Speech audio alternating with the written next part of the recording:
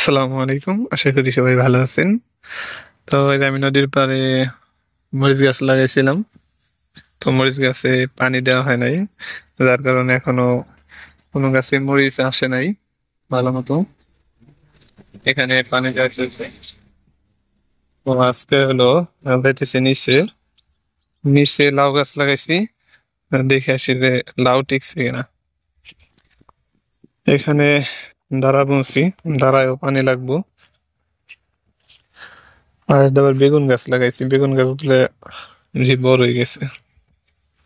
দাঁড়ার মধ্যে পানি না দিলে দাঁড়া আর বড় হইতেছে না। এই যে এটা হচ্ছে আমার লাউ গাছ। তো এখানে একটা লাউ ছিল, লাউটা দেখি পচে গেছে লাউ। আর এখানে একটা এই ছোট ছোট লাউ আসতেছে, লাউ গুলা টিকতেছে না।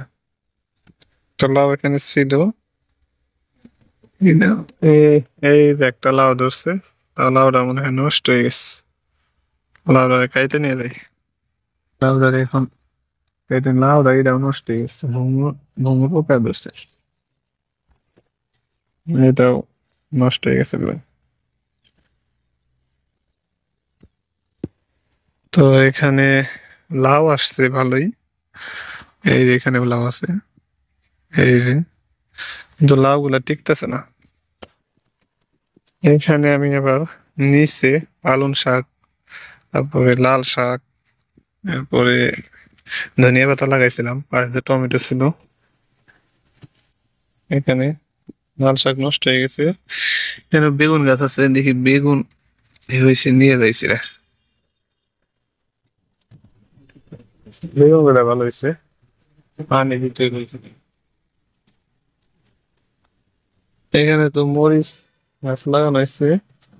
তো মাসাল্লাহ এখানে দিয়ে মরিচ গাছে মরিচ ধরছে ছোট ছোট। এখানটা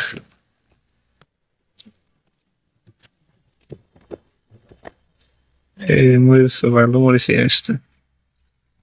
ছোট গাছ, পানি লাগবে, পানি দিলেই হয়ে যাবে।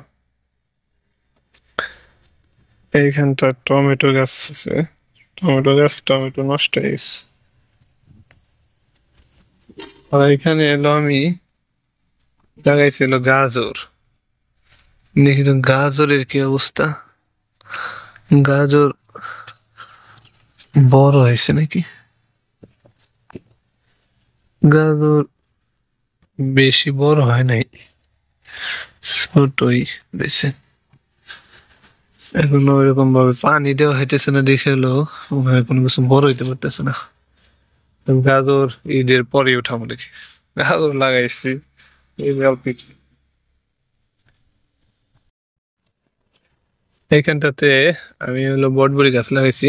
তো মাশাআল্লাহ বটবড়ি ভালোই ধরছে। এখানে বটবড়ি এর আগেও নিয়ে এসে খাইছি। পানির জন্য আসলে কোনো কিছুই ভালো হইতেছে না। বটবটিও লম্বা হয়েছে অনেক, সবুজ বটবটি যেটা, ওইটা আসলে আর কি লাগাইছি। ধন্যবাদ আপনাদের ভিডিওটা দেখার জন্য। সবাই ভালো থাকবেন। আল্লাহ হাফেজ, আসসালামু আলাইকুম।